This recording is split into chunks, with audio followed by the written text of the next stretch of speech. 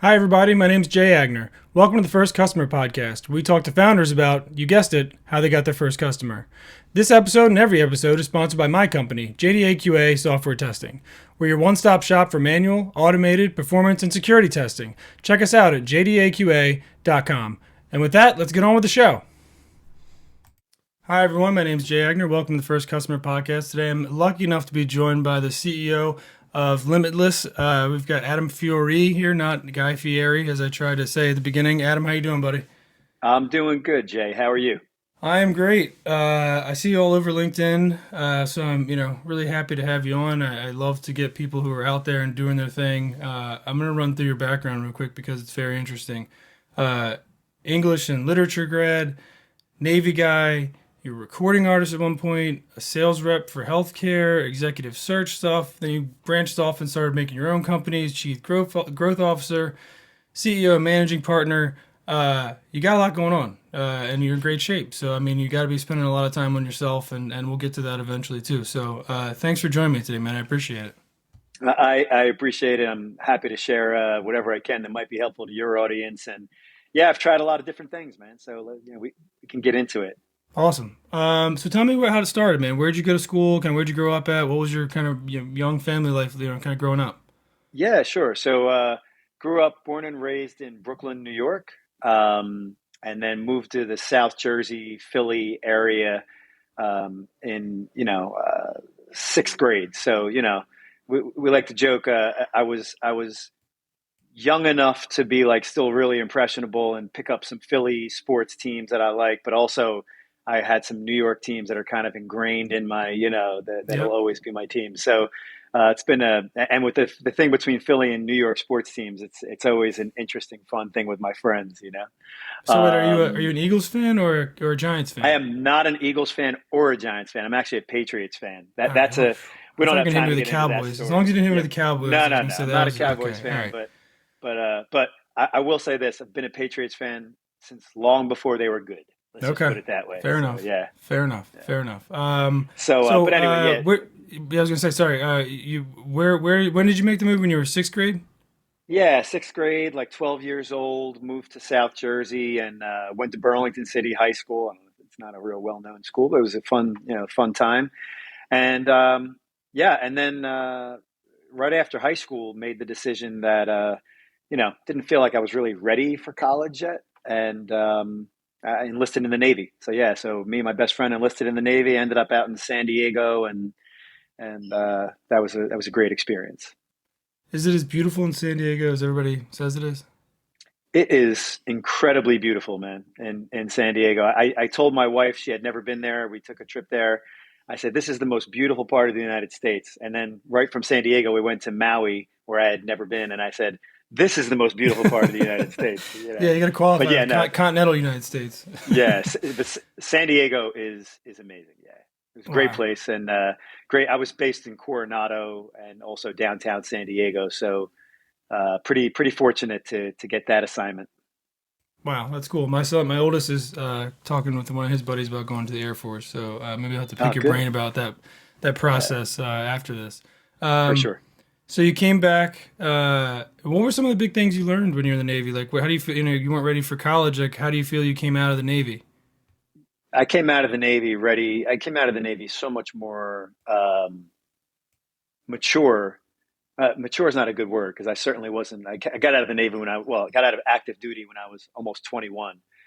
Maybe mature is not the right word. Maybe the word is because I was still having, young and having a lot of fun. But I was just ready. Like I was ready, and there's something about seeing the world. There's something about serving your country. There's something about serving under people that have been doing this for a long time and learning from them. And I don't know how to explain it other than you come out. Let's put it this way: you come out a little bit humbled in a good way, And I got out of high school, thinking that I could do whatever I wanted, and the Navy helped me kind of realize that you know there's there service is important and helping people is important, and I still believe that I still had this limitless mindset that I could do whatever I wanted, but it was different. It was more around fitting in with society and not just making all of my own rules, if that makes any sense. So, I learned that, and, certainly learned a lot about relationships, man. Being in the Navy, one great thing is you're thrown in with, it's kind of like college. You're thrown in with people from all over the world, all different walks of life. And that's a great experience because you learn how to really, kind of see all the similarities between people and appreciate the differences, right? Yeah, no, I love that. That was more than I hoped you were going to say. You got out of it. That's all the all the stuff that they have on the brochures. I think of when they're trying to get you in there. It sounds like you got it out of there. It was So you're 21 years old. Kind of fresh off some adventures. Where did you go from there? Yeah, so the plan after that was to go right to college, right? One of the reasons I went in the Navy was to get some free money for college and be ready for college. So, but there was a detour because when I got back to the Philly area, I started connecting with a few producer people I knew, became friendly. I got my music was getting played on Q102, which is a local hit radio station here in Philadelphia. I was just playing, I was just writing music and performing around at nightclubs and things of that nature. And then I was in the right place at the right time. I went with a DJ from Q102 to a record release party. Was it a or just a birthday party in New York, and ended up getting signed by Russell Simmons to a recording contract with Sony Columbia Records, which was, again, I mean, when people ask me why I created Limitless AF and where I get this Limitless AF mindset, it's because that's what life has been. Like in my experience, we really are limitless. And if you have an open mind and you don't close your mind, and you just are aware of kind of what the universe is putting in front of you sometimes. The key is that the universe could be putting all kinds of great opportunities in front of you, but if you're stuck in your mind, you won't see them. You'll walk right past them. And I think one thing that I've always been very fortunate is I'm always very in tune with the opportunities that are around me, and because of that, crazy things seem to happen to me. So yeah, so I ended up in a boy band. I hate to admit this, but if I don't, my friends will all my friends make fun of me to this day. But I got put as one of the singers in a boy band on Columbia Records. So that's what I did for about a year and a half in New York. I mean, they can make fun of you, but I don't know how many were part of a boy band. So I mean, it's a badge of honor, and whatever, dude. Like, they were all the rage in the '90s. So, Yes. very cool. So when did you kind of make the pivot back into the, I'll say, real world of having a job and doing that sort of stuff?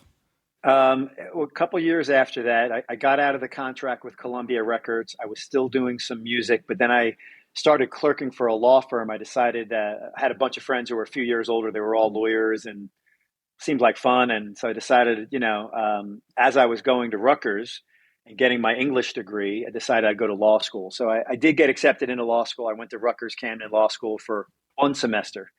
Saw enough to know that I didn't want to be a lawyer. I didn't, have the passion for torts and just law in general that I think you need to if you want to put the time in to be a partner and all that stuff. So Right. again, another lesson that I try to impart to, friends and family is, you know, realize early on, like if you know in your heart that you're not passionate about something, don't waste time doing it for a couple of years. Like I got out of there before the end of the first semester. I knew, and it was time to just cut bait, and I got out, and that's when I got into what you might call the real world. I got a sales job, um, just selling gym memberships. I was into working out back then. I got a sales job selling gym memberships, and try to figure out what I was going to do. And kind of really pretty much stayed in sales ever since. And that's, been 25 plus years of just gradually getting one better sales job after the next. I got into pharmaceutical sales. That was a big trend,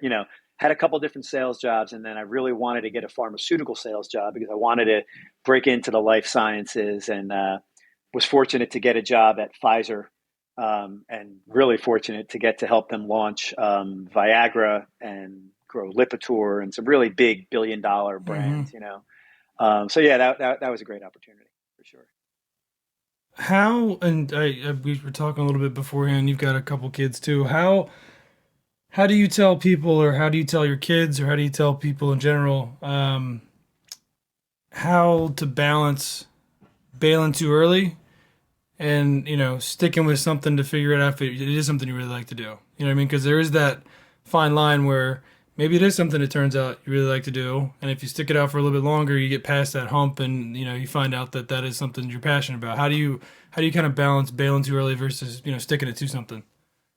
That's a great question. I mean, I don't know that I've had the conversation with them exactly around that, so I'm going to be kind of winging it here. But I think the way that I would uh, give advice there would be the first thing is to bring this back a little bit to mindfulness is making sure that you are in a space, in a place of awareness, like self awareness, so that if you're feeling the urge to bail, you know, you might be feeling, telling yourself, oh, I don't have the passion for this. But the question is that really what it is?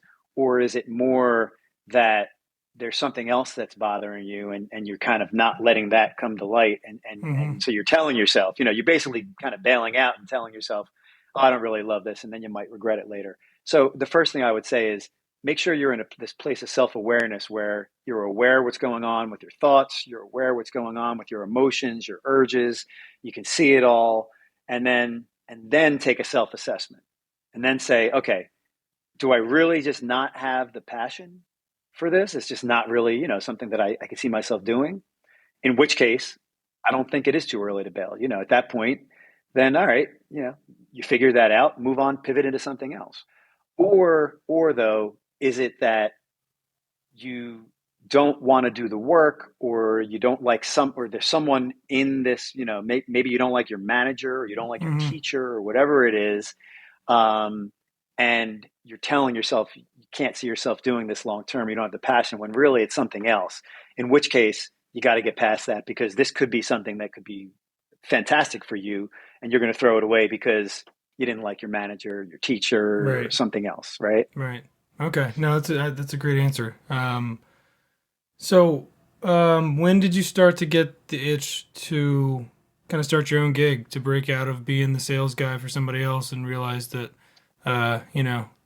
you can sell much more for yourself than you can for anybody else? Yeah, so I'll try to do this story pretty quick, but what really inspired me there was I was doing pharmaceutical sales for about 6 or 7 years.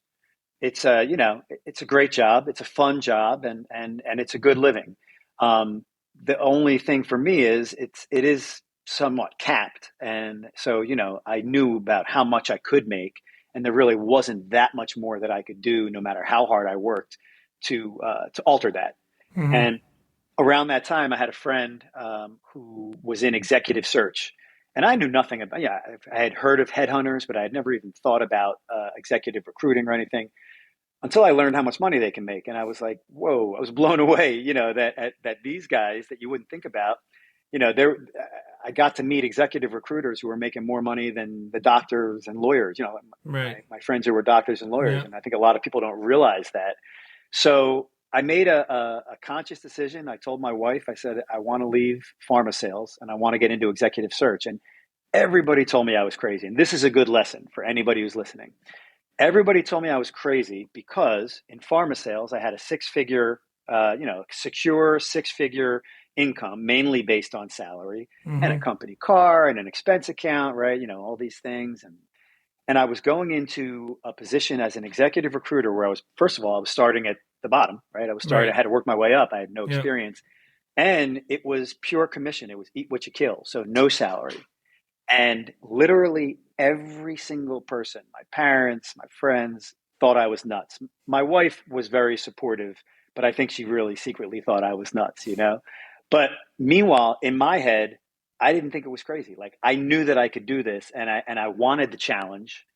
And so the lesson to this story is I get it. I did it. I got into executive search. The worst possible time. The year was 2000, the middle of 2008. So my first full year was 2009, right in the smack dab in the middle of a recession. Hmm. And I ended up. I was with a very successful firm, well-known firm in the life science industry. Um, that's actually was part of a larger network with over 3,000 recruiters, the largest international network of search firms. I ended up being the first person that was ever, and I hate to sound like I'm bragging, but this is something worth bragging about. I was the first time that they ever had a rookie of the year and account executive of the year, which meant the top biller in the same year. So that was for the year of Wow. 2009. I billed almost $1 million in what was a very down year in the industry. Mm-hmm.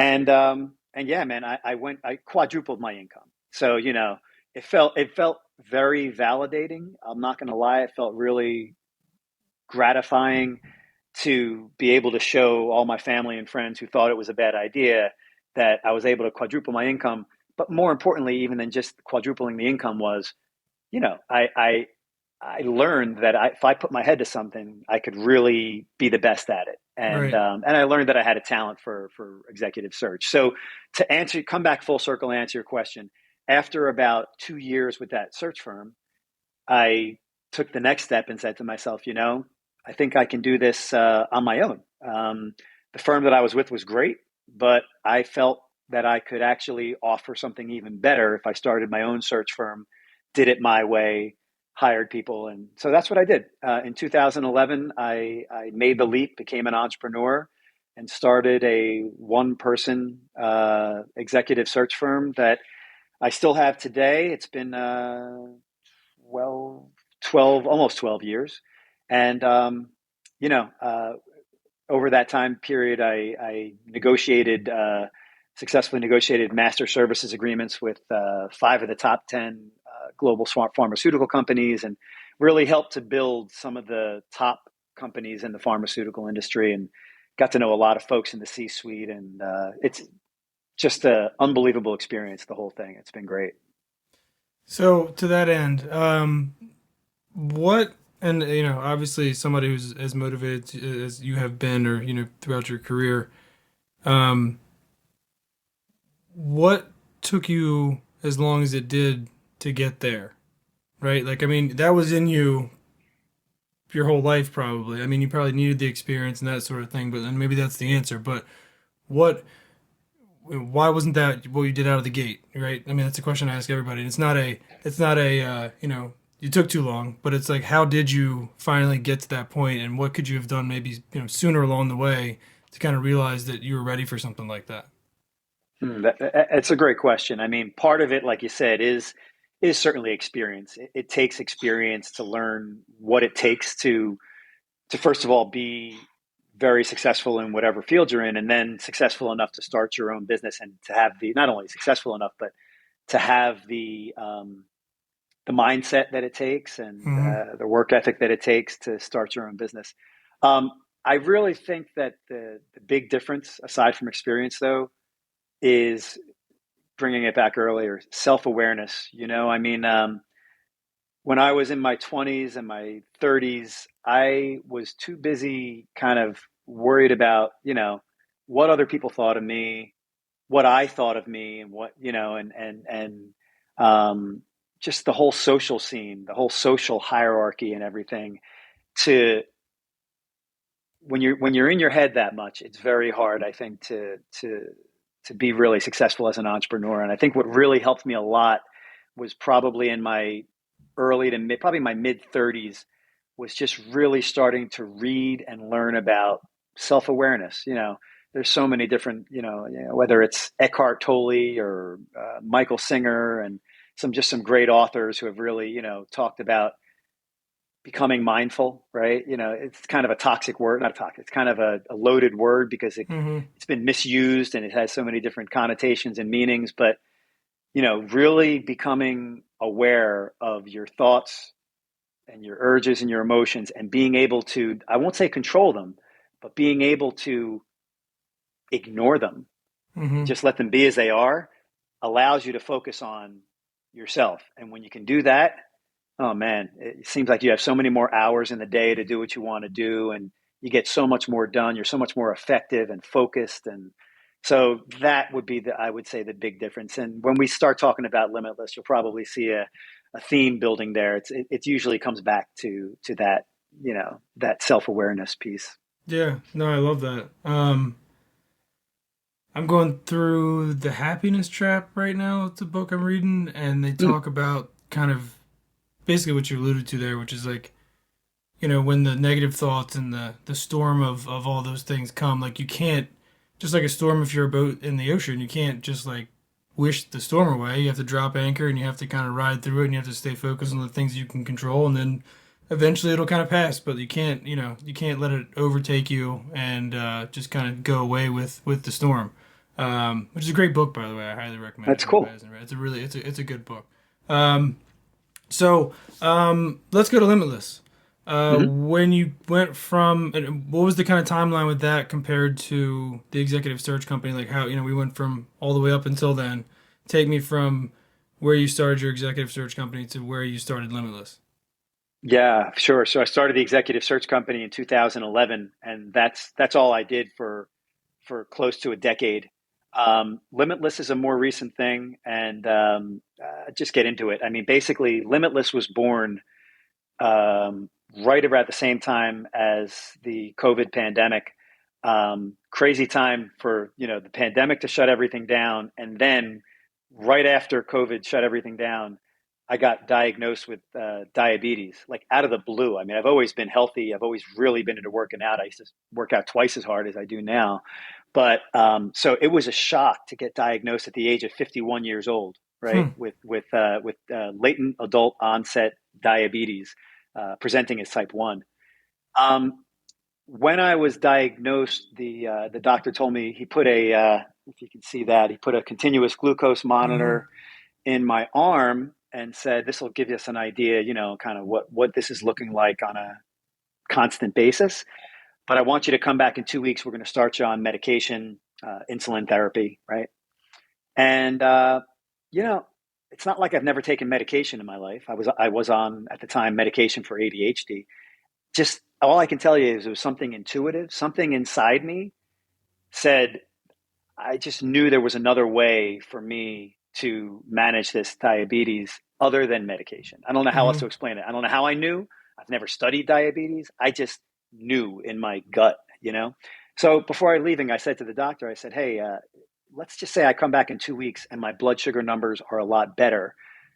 Would I be able to try to manage this myself with, Mm-hmm. diet, exercise, everything else?" And I'll never forget. He said to me, "Adam, he's like, I can tell you're like a really disciplined guy." And he's like, "But this may be something that you have no control over. This may be out of your control. And I don't want to get your hopes up, but yes, certainly if you came back and your numbers were better, we could discuss it."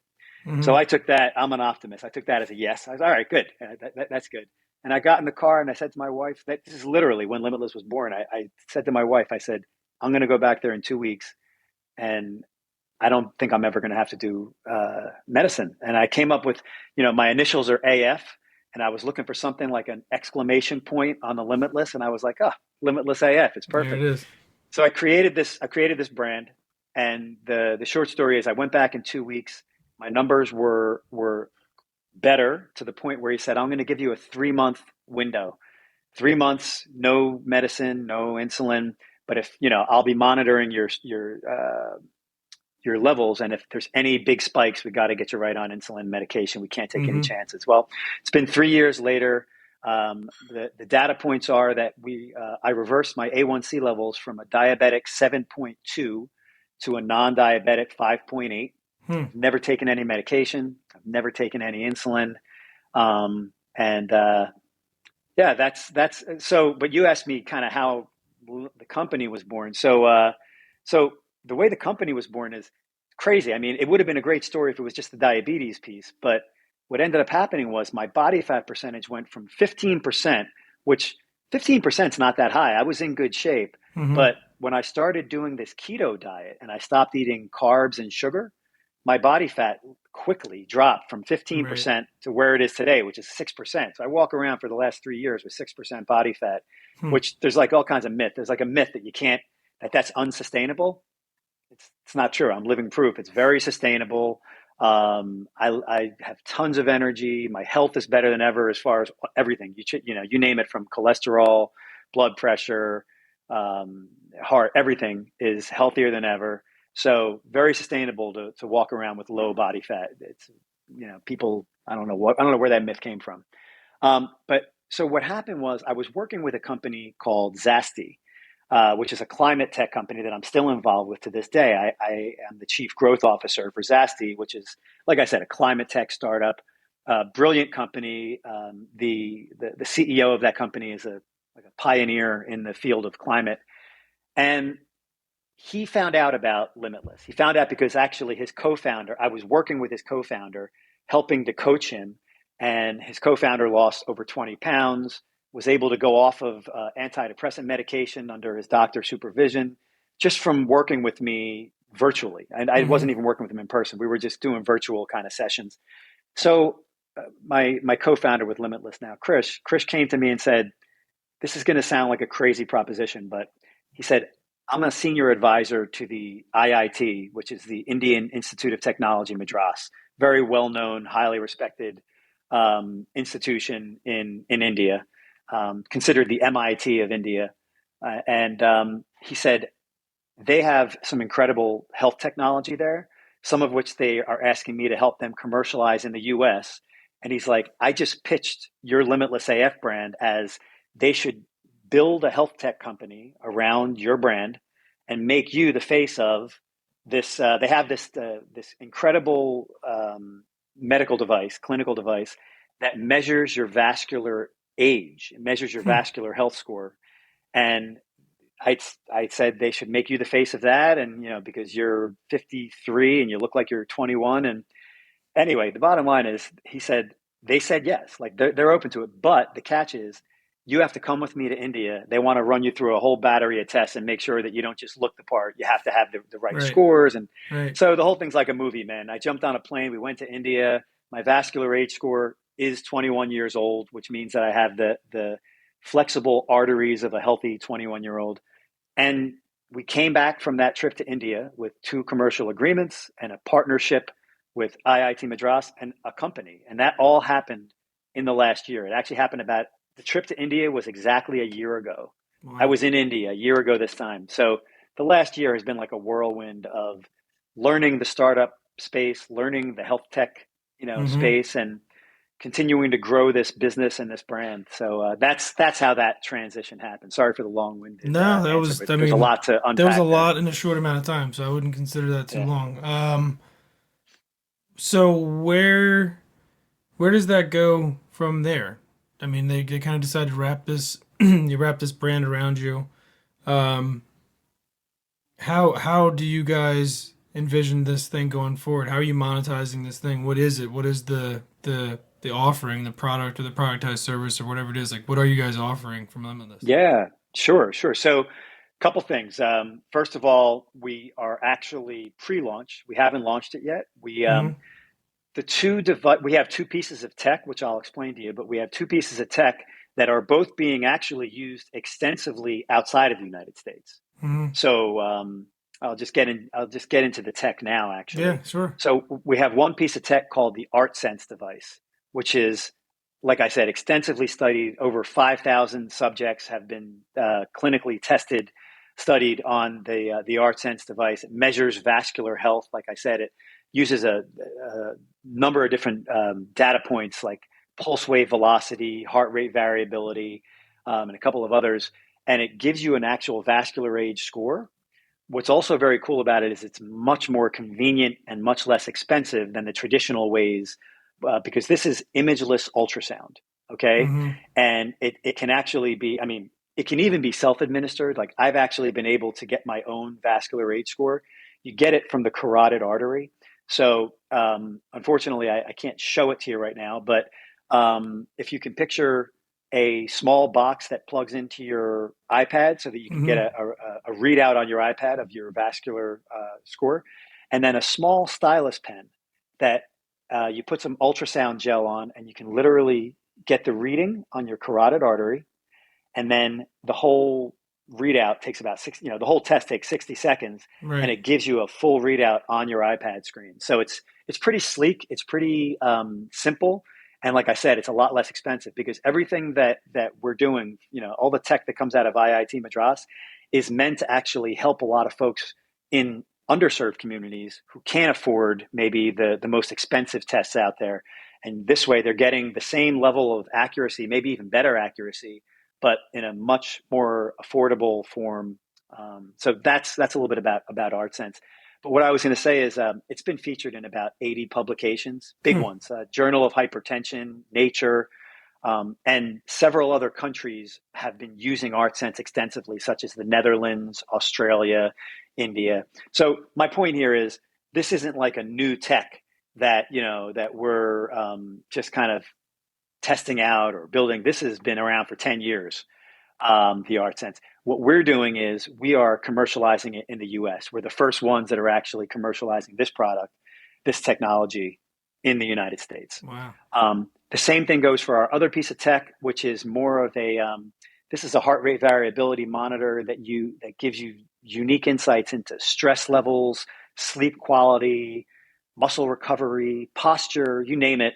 And it's so more similar to like a Fitbit Hmm. or some of the stuff you might get from an Apple Watch, but the accuracy level is higher because you actually wear it like on a torso strap or strapped into a compression shirt, so it sits right under your heart, and it's Right. getting more accurate data than say an Apple Watch would or a Fitbit would. Hmm. Um, and again, another one that's being used extensively outside of the United States, but we're commercializing it in the US. And we're taking both of those pieces of technology, and what we're combining it with is a mobile app that is built around the lifestyle modifications I used to literally turn my whole life around, Hmm. to reverse diabetes, to stop taking ADHD medication, to do all these different things that I've been able to do. Hmm. And that is much more than just a diet. It's much more than just a workout program.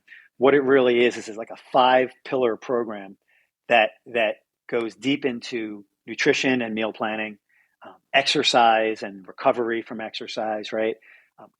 Conscious breathing and mindfulness, which, as I've already said, is a big piece of what I've been able to do. Biohacking, so everything from extreme hot cold therapy to anti-aging supplements, which I'm like a guinea pig. I try a lot of different things, and I keep what works and I get rid of what doesn't. And the last piece, and probably the most important, is behavioral health. If you ask me what my superpower is, why I've been able to accomplish what I have physically and mentally, I would say it is building the willpower and the discipline to stick with this program when life gets in the way. And Right. you've got 5 Yep. kids, right? Yep. So I mean, Yep. life gets in the way so easily, right? A parent could die, someone could lose a job, you might lose your job. Things like that usually really throw people off track, and then they don't get back on track for 6 months or a year. My superpower is I've been able to build this discipline, this willpower, whatever you want to call it, this behavioral, science piece that I've incorporated, so that no matter what happens, no matter what happens, my routine does not change. When I was in Dubai twice last year for Limitless and for Zasti, and when I'm in Dubai and on a totally different time schedule, eating at restaurants, everything else, I stick to my so that's what I mean. I'm look, I'm an extreme version. You don't have to be as extreme as me, but it is like possible to completely keep your routine no matter where you are, no matter what's going on in your life. That's what I try to show people is, I try to show people the extreme version. This is what's possible. And then you can do whatever level you want of this. If you want to go as extreme as I do, that's great. If you want to dial that back a little bit and still enjoy some of the things that you like that maybe I've given up, you can do that too, right? Hmm. We want to be able to have different variations for really just about anybody who wants to, Right. so that's all worked into the mobile app. The mobile app has not been launched yet, so that's in the MVP phase right now, and we hope to be launching that within a few months, and that's when we'll launch the entire Limitless program. Hmm. um, as far as like possible, right now we are in discussions with gyms and health clubs. We're talking to the government and military programs. There's a lot of military personnel, special forces, veterans who have a lot of stress, right? A Right. lot of stress. People are dealing with PTSD. So the mental side of what we're doing, reducing stress levels and having the tech that can actually show what it is that's stressing you out and how to replace those unhealthy habits with healthy habits. All of that we feel like can really help a lot of folks in, like I said, military, first responders, and then eventually just everyone. I mean, I think that direct to consumer eventually we'll have a big, consumer market, but we are starting out with some specialized markets Yeah, first. that makes sense. Yeah. Um, yeah, I was gonna say, the first customer has kind of already happened, right? I mean, you guys have the big IIT connection, and that's something a lot of companies don't have in their back pocket is a really big partnership like that. Um, the other question that I usually ask too, which is, three health tips. I think you've covered that. I don't think anybody could argue that you're not living that. Um, so why don't we skip to the mystery question? A man that has done a lot and can seemingly do anything. I am very curious what your answer will be to this. Um, what would you do if you knew you couldn't fail? Physical, mental, whatever. What is something that you would do if you knew you couldn't fail at it? That's a great question. What would I do if I knew I couldn't fail? Let me ask you a clarifying question. Do you mean what would I do right now if I knew I couldn't fail? Or Right can I now. go back to when I Right was in my now. 20s? Okay, right Right now, now. what would I do if I knew that I couldn't fail? Um, Man, I mean, I don't know if I don't mean to use a limitless mindset as a cop out, but I can't really think of anything that I am not doing because I'm afraid of failing at it. I really can't. I'm sorry but how about this? In place of that, since I couldn't come up with a good answer to that question, I do want to give you a couple of health tips that I did not cover that might be Sure. really Yeah, helpful yeah. for your audience. One of them, and these are just books that I would highly recommend checking out that have had a profound effect on what I've been able to do. One book is called Breath. It's a pretty popular book, so a lot of people might know it. It's by a guy named James Nestor. It's a New York Times bestseller. Okay. It turned me on to the power of conscious breathing. And it not only did it turn me on to it, but it gives a lot of data points and a lot of shows the research that's been done at everywhere from Harvard to Tufts and all kinds of places, but shows you that conscious breathing, breathe just something as simple as going from mouth breathing at night to nose breathing at night, Mm-hmm. or just slower, longer breathing, whatever, can literally reverse diseases. And there's a lot of data that shows that it can literally reverse not all diseases, but it can reverse disease Mm-hmm. and certainly let you live a healthier lifestyle. So, Breath by James Nestor is one book I'd recommend. And the other thing that's probably had the biggest effect of anything on my health is there's a very famous book called The Untethered Soul by Michael Singer. It's a great book. I read the book many times and I read it many years ago. But what really had the big effect on me was he does an audio lecture series Mm-hmm. called the Untethered Soul Lecture Series, where he's just talking to a group of people. So it's very conversational, unlike a book that's, kind of hard to sometimes assimilate into your lifestyle. This is really conversational, a lot of humor in it, but I think anybody that listens to this can relate it to their own life, and it changed my life. I don't know how else to put it, and I would just highly, highly recommend the Untethered Soul audio lecture series. So just a couple of Okay. tips for I your love for it. I your love it. audience. And I will definitely, we can post the links to those. If they're trying to find Yeah, Limitless, if they're trying to find you, what are the best ways to do that? yeah. So best way to find Limitless is our website, which is just limitlessaf dot tech, Okay. TECH. So limitlessaf dot tech. There certainly is. There's a ton of information on Limitless on my LinkedIn profile. You can connect there to the Limitless AF, company page on LinkedIn. So LinkedIn's a good place. And, we have the obligatory Instagram and Facebook Right. pages as well, not for Limitless, but for me, Okay. which is an advertisement for Limitless, Sure. obviously. But yeah, that's the best way to find. And the one other thing that I'll mention, Jay, is, more recently, I've been asked by a bunch of people to help them. So I decided to, while we're launching Limitless and working on the app, I am doing a virtual health coaching business right now as well. That's it's a part of Limitless, but Mm-hmm. I guess it's also kind of independent. Sure. And that you can also find at limitlessafcoach.com. So Got it. limitlessafcoach.com. I'm doing virtual coaching sessions around the 5 pillars. I offer a free consultation. So if someone wants to see if it's right for them, we can spend some time and figure out if you could be somebody that I could help. Sure. So No, I love that. We'll put those links in the description for people to find. cool. And very inspirational, brother. I appreciate your time today. You're not too far away. I think maybe 15, 20 minutes from here, so we don't have an excuse not to grab coffee or lunch Absolutely. sometime. So we should definitely do Yeah, that. But it was awesome, Adam. Thank you for your time today, brother. And we'll talk again soon. All right. absolutely, Jay. Thanks a lot, man. Have a Thanks, great brother. one. Okay. Appreciate it, man.